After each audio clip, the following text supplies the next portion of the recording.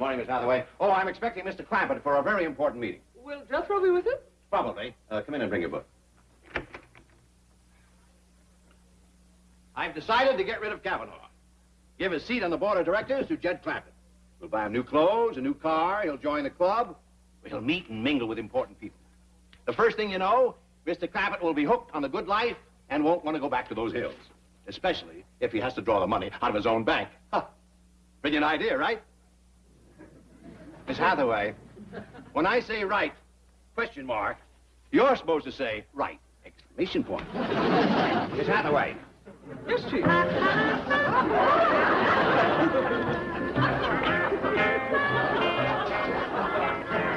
What is that? A wig. I got it for Jethro. Do you think he'll like it? Of course not. It doesn't even look good on you. Chief, always a joke. Look, a bank is no place for frivolity. That's why I'm getting rid of Kavanaugh, our Playboy board member. So take that silly thing off before Mr.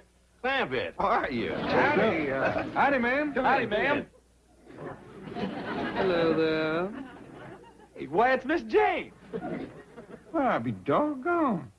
What happened? Your hair's turned white. You been sick, Miss Jane? Look, Mr. Clampett and I have business. Why don't you and Jethro wait in your office, Blondie? Hello, Jethro. Sit down, Mr. Clampett. Thank you. Jethro, I have found that the intellectual approach has a limited appeal, romantically speaking, so I have decided to become a glamour girl. What do you think of the idea? Well, I think it's swell. Oh, thank you. But when are you going to start? Well, Mr. Clampett, how does that director's job sound? It ain't important to know banking, huh? Of course not. It's mostly a social position. And there'll be some great parties at the club. Several of our directors are widowers like yourself. Is that a fact? Oh, a little older, white hair, but you know the old saying, snow on the roof doesn't mean the fire's out in the furnace. How about it? Hi, dog, it's Mr. Drysdale. Could be this is just the thing I've been hoping would come along. Wonderful. Sounds made to order for Granny. Well, then it's all set. You know, she's been lonesome as a polecat in the parlor, and meeting and mingling with a couple of them white-haired widowers is just what she needs. Well, but that's not what See, back home, she had herself some gentlemen callers, and she misses that. Yes. Well, Excuse me, Chief. Your wife is on the phone. She says it's very important. Oh, well, I'll be running along. No, wait. Hello, Margaret. I'm very busy. Can I...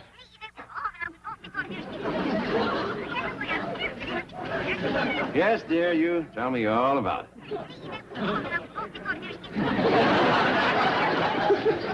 Well, Mr. Drysdale, Jethro and me got to be getting home. You want me to speak to Granny about being a director? No. That is, I mean, not yet. You see, we'll take it under consideration. We'll figure out something. Well, you will hear from me. All right. Bye. Bye.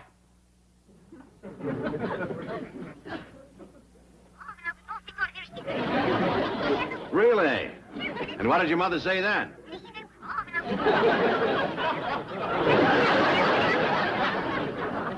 Excuse me, Chief. Mr. Kavanaugh to see you. Clifton to you, my dear. May I have this dance? All right. Break it up. This is a bank, not a nightclub. And you get back to your desk and take that mop off your head. But, Chief, I want to find out if it's true blondes have more fun. Ask one. Kavanaugh, it's antics like this that have cost you... What do you think you're doing? Picking out a date for lunch. Want me to see if she's got a friend for you? Certainly not. I'm a happily married man. Here she is. Where's the rest of the phone? Yes, dear, I'm listening. Yeah. I didn't say anything. But you were thinking it. Now, that's the second seat you've lost this bank today. What are you talking about? You have also lost your seat on the board of directors. You're through. Why? Why? For conduct unbecoming an officer, that's why. They're calling you the Playboy banker. The Wolf of Wilshire Boulevard. Really? Stop grinning. Take stock of yourself, man. There you are, almost 65 years old. What kind of a life do you lead? Out with a different woman every night. Party, champagne, dancing till dawn. Aren't you ashamed? At 65? Are you kidding? Instead of running around with all those young girls, why don't you find some woman close to your own age and settle down? Find real happiness and contentment as I have. Yes, dear, I'm listening. There are plenty of lonely... Granny. What? Listen, Clifton. What if I were to save your bank directorship for you? Well, that would make me very happy, No, but... all you have to do is to make a certain lady happy. She feels lonely and neglected. Now, she's not exactly young, and perhaps you wouldn't find her attractive. No. She's your wife. I wasn't thinking of my wife. Sit down. The woman I have in mind is J.D. Clampetts' mother-in-law. I've never met her. Sweetest little woman in the world. Lovely, petite, lots of fun. Granny, there's a city fella coming to call on you. What's he selling? He ain't selling nothing. He just heard about you from Mr. Drydale, and he wanted to meet you. Now, you run on upstairs and get yourself all prettied up. For a city feller? Granny, this one's something special. He's a bank director. Now, run on up and put on a nice dress, huh? He don't like the way I look. He can look someplace else. All right, Granny, you know best. You better believe it.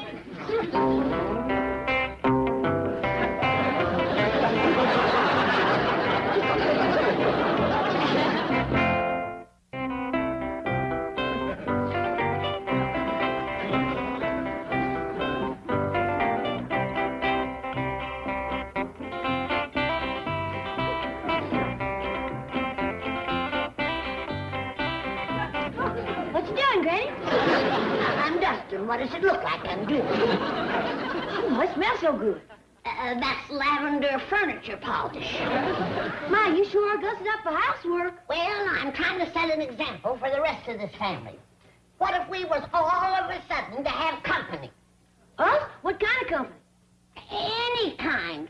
Supposing a bank director was to drop by. A what? Hey, Ellie, Uncle Jed says for us to get cleaned up. There's a bank director coming by. See? What did I tell you?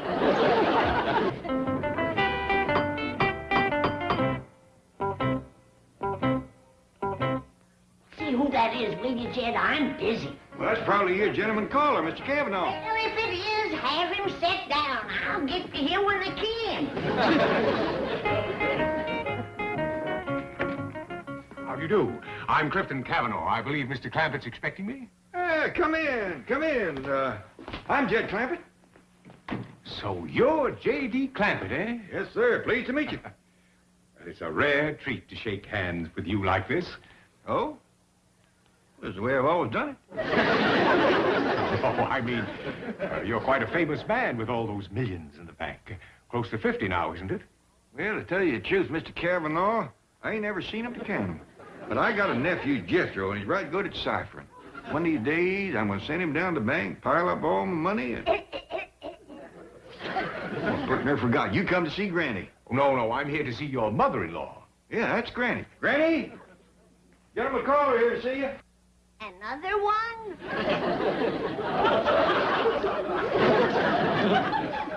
Granny, this here is Mr. Clifton Cavanaugh, and he has been wanting to meet you.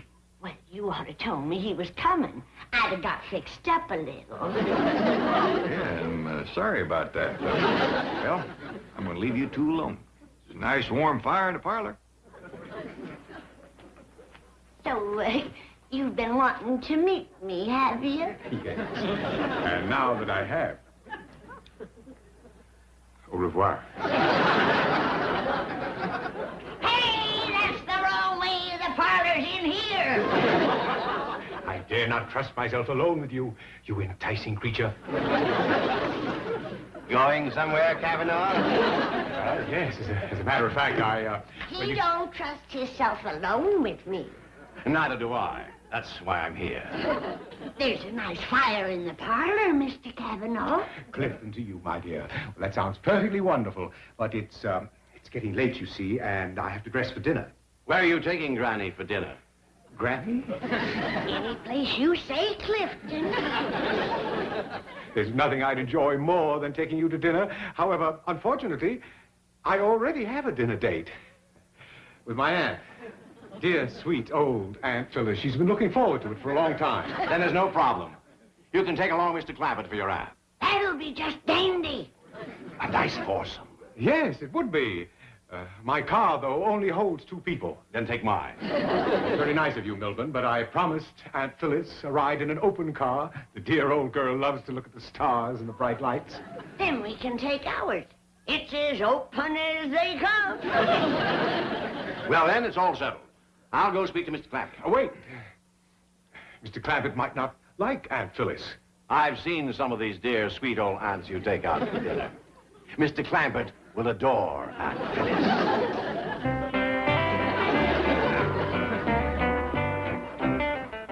How do we look, young'un? Dog, you two are sure gonna cut a deep rut tonight. Be staying out real late? I don't hardly think so, Ellie. Judging from Mr. Cavanaugh, his aunt must be well along in years. As far as that's concerned, he looks like he's waded as deep as water, too. I don't know, Jed. He still might have a little snap left in his garters. Where are you going, Granny? I'm going to put a little vanilla extract behind my ears. If he's still got it, I aim to get it. Well, Granny sure is happy, ain't she, Paul? For a fact, Ellie, ever since she met that fella, she's been grinning like a butcher's dog. I bet you that's your date. Well, Jethro, you get Granny. Oh, howdy. Come in, come in. Thank you. Aunt Phyllis, this is J.D. Clampett. How do you do? Pleased to meet you. My doggy, you are the youngest looking aunt I ever did see. Not as young as that Granny. Oh, this here is my daughter, Ellie Mae. Howdy. Howdy. Yonder's Granny. Howdy, Cliffy. Are you ready to kick up your heels? You bet I am. Where's your aunt? Right here, Aunt Phyllis. This here's Granny. Your aunt? Right. Rather well preserved, isn't she? She sure is. Nice looking jar, too. There's Jethro. I told him to fetch the truck around for us. Truck? Good night, Ellie. Get to bed early, will you? I will, Paul. Have fun now. Night. We'll try. Are you serious about taking that old wreck nightclubbing? Yes, I am.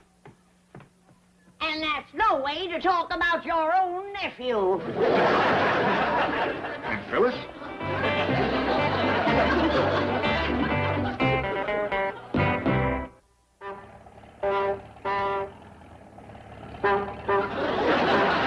Clifton, must you honk that horn?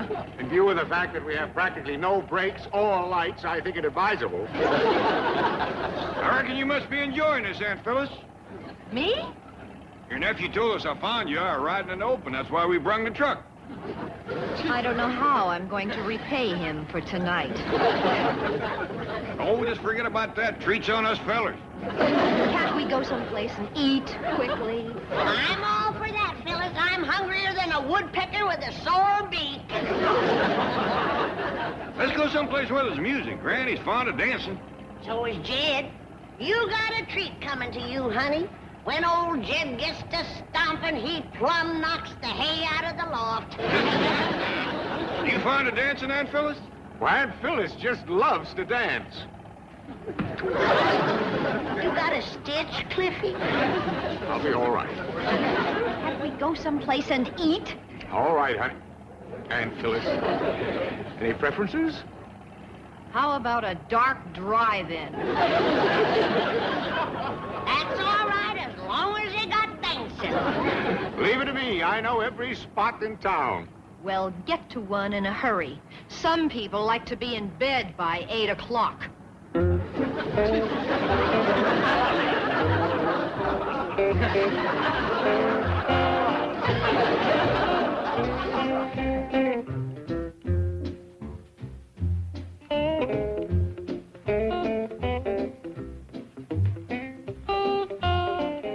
Are you sure you want this table in the corner? Yes. Well, this early I can seat you next to the dance floor if you prefer. Is the table we want. You wish, madam. There ain't much business there. You're sure the food's good in here? Yes, madam, yes. don't see no truck drivers. That's always a good sign when the truck drivers eat at a place. Granny, I reckon it's a mite late for truck drivers to be eating. It's getting a bit late for me, too. Can we order, please? Cocktails before dinner? What do you say we have champagne? All right with me, I ain't choicey. Phyllis? Anything. Fine with me. Richelieu 59. Extra dry? I am. Extra dry. Thank you, sir. There's a dance floor. What do you say we work up a little appetite before supper? Well, there's no music yet. Oh, that don't need to stop us. I brought along Jed's harmonica. Please. Oh, you play the harmonica. That's just dandy. You and Jed can take turns. And while you're dancing, I'll play the water glasses. Lippy, what do you do? Well, I have a feeling that tonight I'm going to do a lot of drinking. What's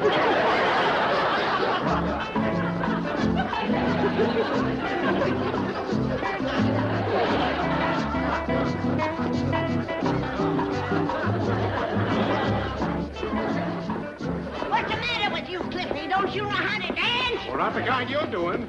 I believe this is supposed to be a bossa nova. Oh, no, this is a Blue Ridge barn burner. I'm afraid I don't know it. Hey, Jed, come on up here and show this city dude how to do the Blue Ridge barn burner. Just a minute, Granny. Feel like dancing yet? And fellas don't feel like dancing yet.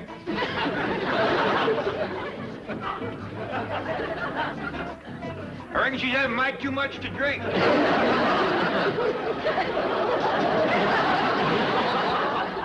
that's it, all right. Anything I can do to help you, Aunt Phyllis? I don't suppose you carry a revolver. You all right, Phyllis? I may never be all right again. It beats me how anybody can get juiced on that soda pop. Ain't got no wallop at all. I've tasted well water that had more. Hey, a little dancing might make you feel better, Aunt Phyllis. No, thank you. Anything you like? Yes, I'd like a few moments alone with my nephew. Well, come on, Granny. Let's show him how to do the Sibley Sidebuster. Now, Phyllis, I know what you're going to say, and you should be ashamed For what? for using such language. I'm crazy about you. Crazy, period. How can that old goat be so important to your bank? Honey, that old goat has almost $50 million in our bank. He's our largest depositor. You see, they struck oil in his place back in those hills, and those millions just keep rolling in. So you see, Phyllis, he's really the backbone of...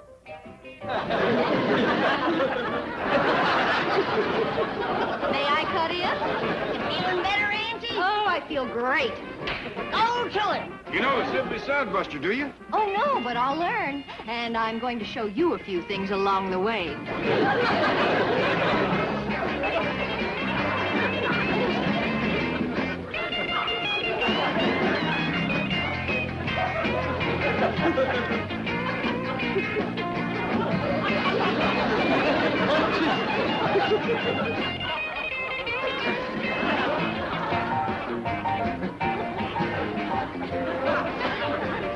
Dog, if that ain't got the Sibley Sidebuster back right off the floor.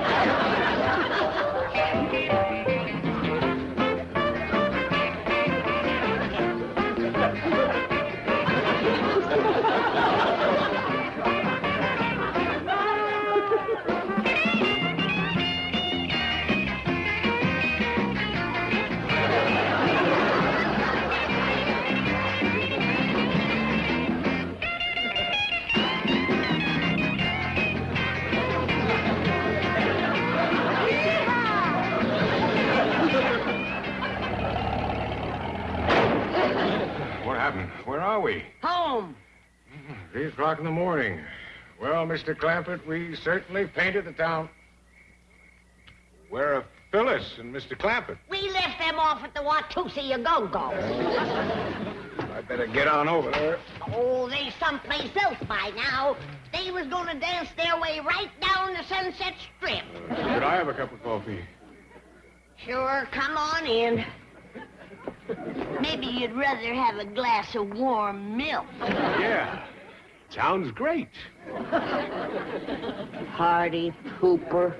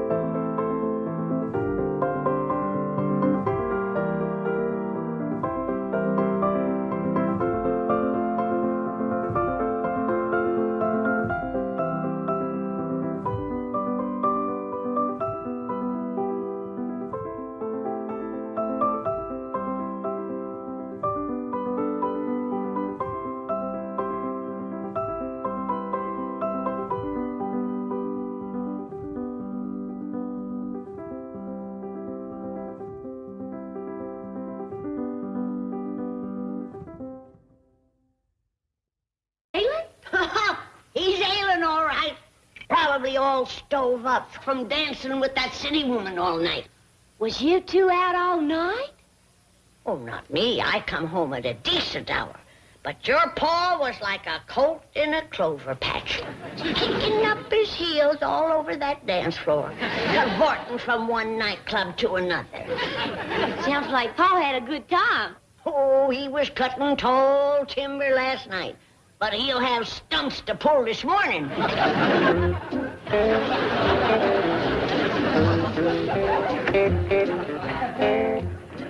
Good morning, Uncle Jed. How you feeling?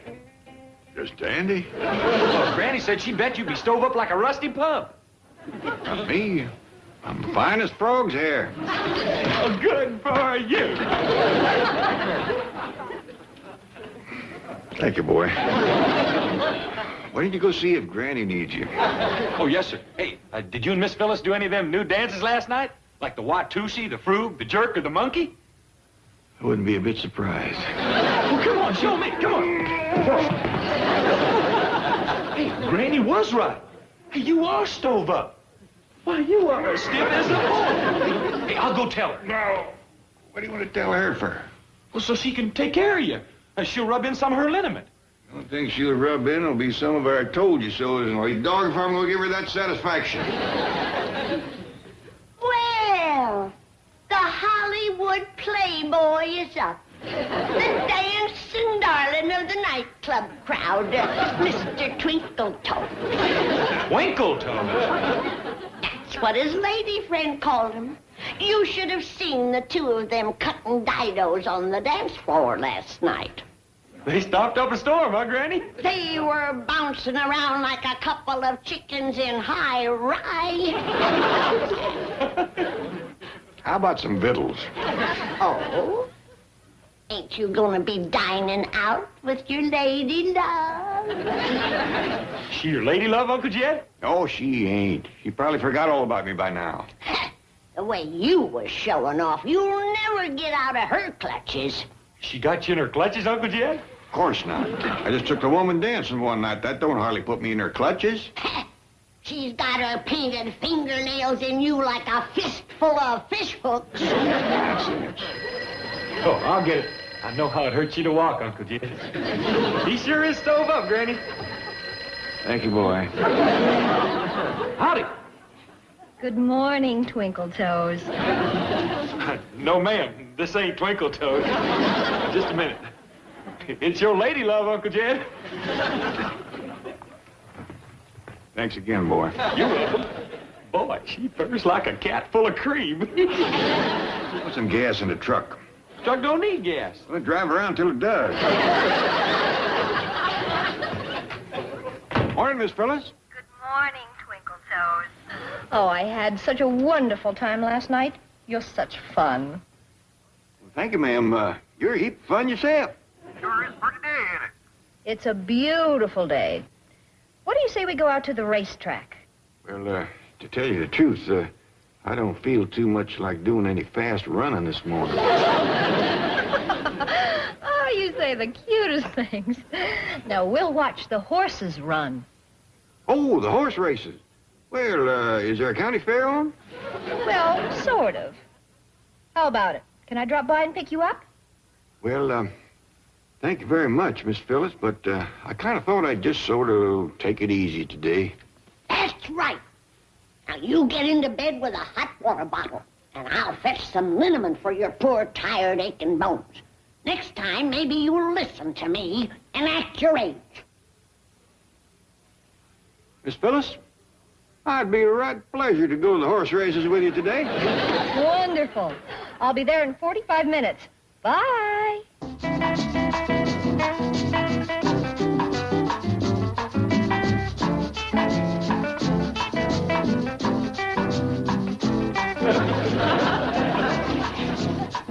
Come on down, sugar daddy. That city siren is here. She's painting her face and getting ready to lead you along the primrose path. Come on, see if you can hobble down the stairs. I'm down, Granny. How do you get here? Come the back way. See? She's already turned you into a sneak. Oh, wait. Hey, Paul, where are you going all dressed up? Never mind, Ellie. It ain't for young, innocent ears. But remember him the way he looks now. The next time you see him, he'll be dressed like a city sport. He'll be wearing pointy yellow shoes with smashed bell-bottom pants and a flashy blazer, carrying a gold-top cane and chewing sand. Oh, howdy, Miss Phyllis. Hello, Mr. Clampett. Isn't it a perfect day for the races? Yeah, it sure is.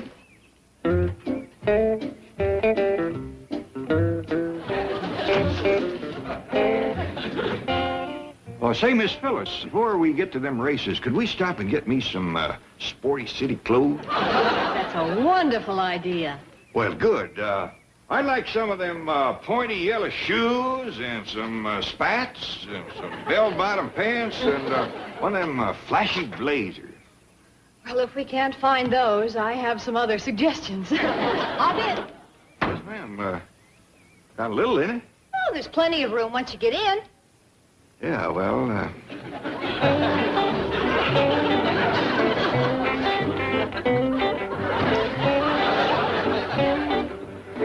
Well, sit down. yes, ma'am, I'll do that.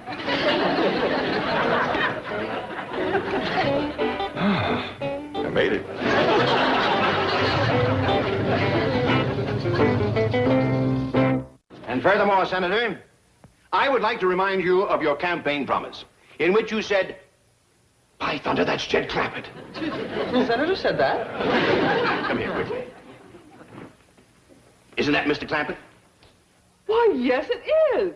All dressed up and with an attractive woman. Why, it's a miracle. Miracle, nothing. I planned the whole thing. You, Chief? Yes, me. I got tired of waiting for you to get results, so I took matters into my own hands. I cleverly reasoned that if Mr. Clampett were to meet the right woman, it would create in him a desire to improve himself. So, I carefully selected the right woman and got them together. Who is she? Oh, Phyllis, somebody or other. It's not important. But it just proves what I've always said. If you want something done right, you do it yourself. In all fairness, Chief, I have often suggested this very plan. Oh, baloney, this is my plan. Well, howdy, Mr. Drysdale, Miss Jane. By George, Mr. Clampett, you look wonderful. And you too, Miss, Butterfield. Oh, yes, of course, I should know that. I'm responsible for you two having that date last night. Well, I want to thank you for that. Oh, me too, Mr. Drysdale. Milburn. My pleasure, dear lady. Did you have a good time? Oh, yes, we went night clubbing and we danced till dawn. Did you hear that, Miss Hathaway? They danced till dawn. We're going to have some more fun this afternoon. Wonderful. Yes, I'm taking Mr. Clampett to the racetrack. Oh, marvelous.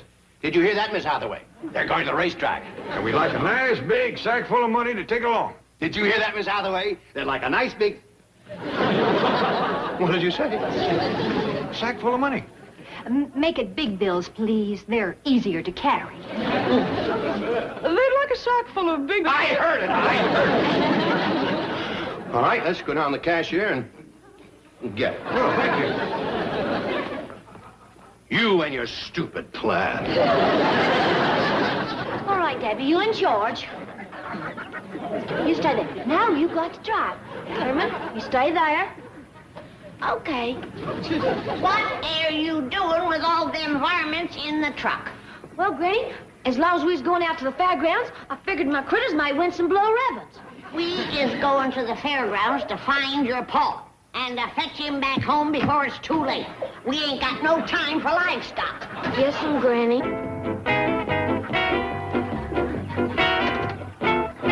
Granny, we need your help.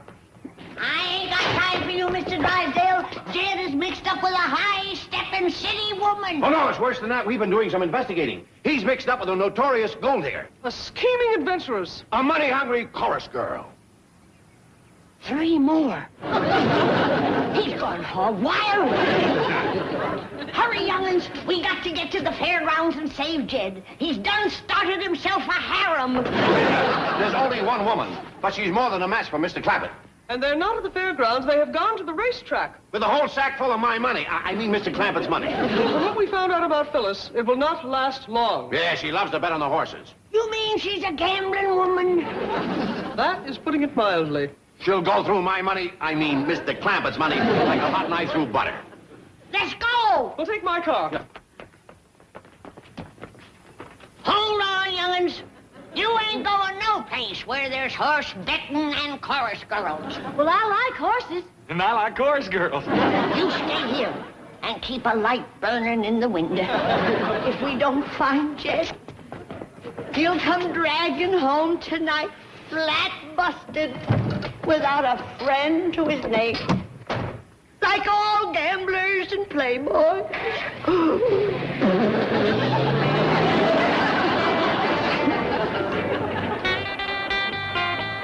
Front, Cassiel and Wanda T. It's Cassiel in front. KG is second. Tammy G is third. Roche is red. And Wanda T. They're coming down to the left edge, and Cassiel wins it. Tammy G is third. What? You picked the winner. Well, ain't that what you're supposed to do?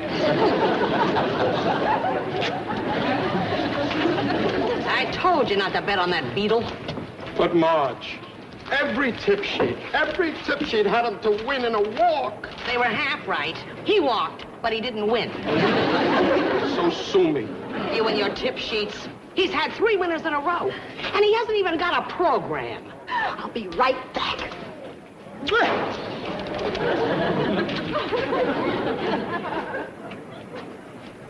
Hey, mister, how do you do it?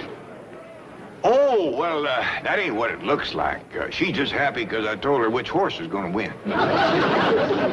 That's what I mean. How do you pick those winners? Well, it's easy. I just pick out the horse that looks like he can outrun others. I knew he wouldn't tell me anything. He's probably got friends. I wish I was one of them. Hey, mister, how much have you won? Well, nothing, ma'am. Nothing. You've had the winner every race. Yes, ma'am, but I don't bet. Why not? Well, don't need the money, and knowing who's going to win kind of takes the fun out of it.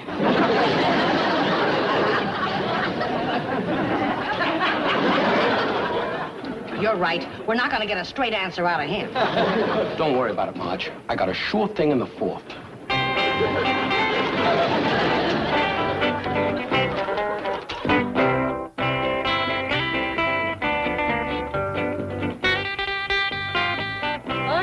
Chief, there just are no parking places. There must be over 50,000 people here. Oh, that's all right. This is close to Kavanaugh's box. That's where they're sitting. Is all these folks here to bet on the horse races? That's about the size of it, Granny. Now, look, we'll wait here. It's probably better if you tackle Mr. Clampett alone. You're right. He might resent our interfering in a matter so personal. Here's the location of Kavanaugh's box. Just show it to any usher. Good luck, Granny. Don't worry. I'll give that gambling woman what for.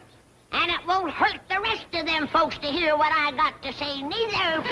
Will you be able to find us in all these cars? When I get done talking on the evils of gambling, there won't be all of these cards. I might just empty that place out. There they go. Sugar Dandy is going to the front. Blue Jeans is second. Molly Fair is third. Dixie Cup, Fan Dancer, and Busy Bee. Passing the stand the first time. Sugar Dandy in front. 3/4 of a length. Molly Fair is second, a half length. Falls Molly is third by a hit. Blue Jeans is fourth and eighth. Sit down, Fred. I told you how I should have taken this race. Look at Sugar Dandy. They'll never catch him. In front. By a length and 1/2. Falls Molly is second. A half length. Molly Fair is third. What do you think of Sugar Dandy? Fine horse, ma'am. Right fast runner. I might narrow on the chest to keep it up for a mile. Busy Bee's gonna win. Fred. What? Busy Bee's gonna win. Are you out of your mind? He's 40 to 1. Back. Here comes Busy Bee on the outside. Miss Sugar Dandy in front. Busy Bee is there. Busy Bee is now second. And Busy Bee moving to the front and pulling away. It's Busy Bee in front. By 2 lengths. Sugar Dandy falls Molly.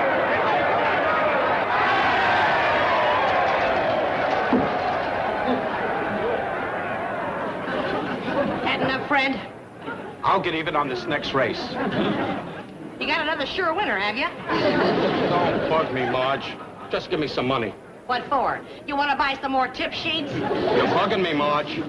Do you want to go home or fight here?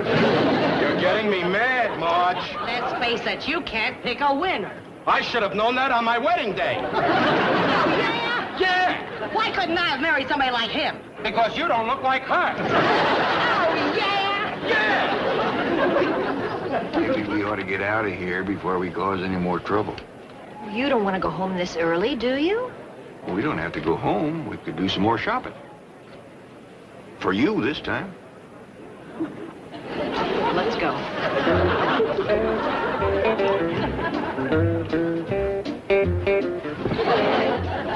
Right down here, madam.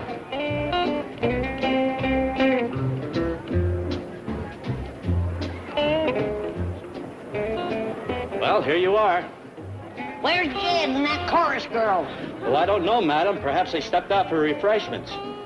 Why don't you sit down here and wait?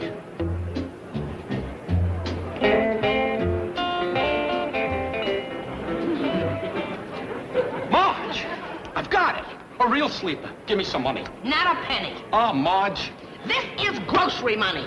All right, so give me some grocery money. Not a chance. Now, you coming with me? Marge, have a heart. Just a few dollars of grocery money. Please. Drop dead. Marge, don't do this to me. Please, I beg you. Marge! Margie!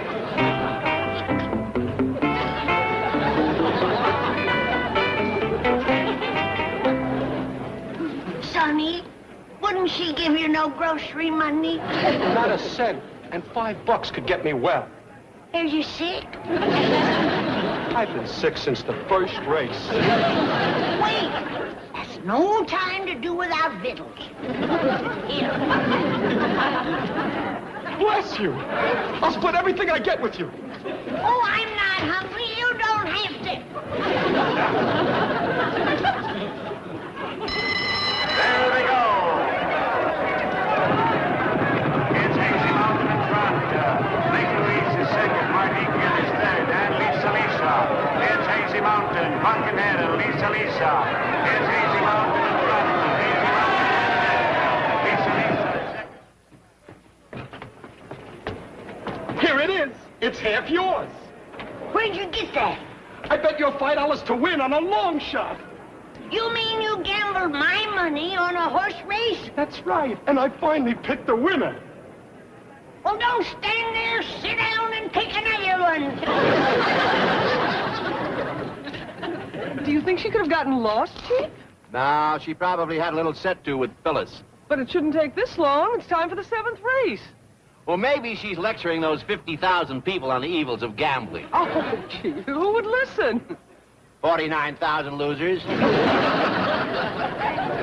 Molly Fair is third.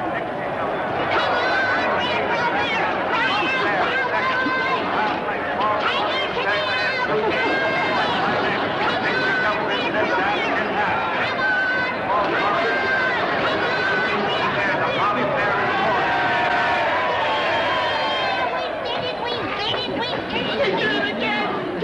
tickets. I'll cash us in. That can wait. Let's handicap the last race. What do you think of Thelma's girl? What did she do her last time out? Placed. Yeah, but that was a muddy track. I like Rosie Dawn. She had a fast workout this morning. She's carrying light weight, and the shoe is up. I think she's due.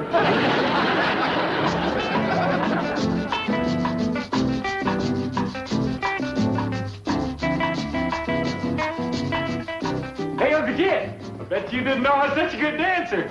No, I sure didn't, Jethro. Your granny home yet? No, sir. My, you look handsome. Oh, where shall we go for dinner tonight? Well, let's not go anyplace just yet. It's still early. Why don't you and Jethro dance some more? Hot dog. Come on, show me some more of them steps. Paul, come here. I want to talk to you. Paul, if you don't leave before Granny gets home, you're going to catch the Dickens. I know, Ellie. Well, she says Miss Phyllis is a gold-digging chorus girl just after you for your money. I know that, too. Well, why don't you go? Ellie, I have invested a whole day and a heap of money just so Granny can have the pleasure of being right. I can't spoil it now.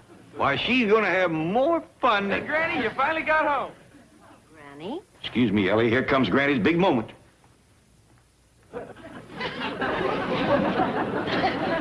Evening, Granny. Miss Phyllis and me is going out to supper and then dancing.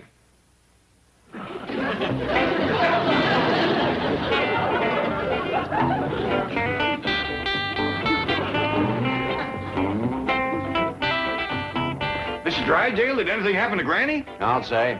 She had the winners of the 5th, 6th, and 7th races. Yeah? Blew it all on the 8th.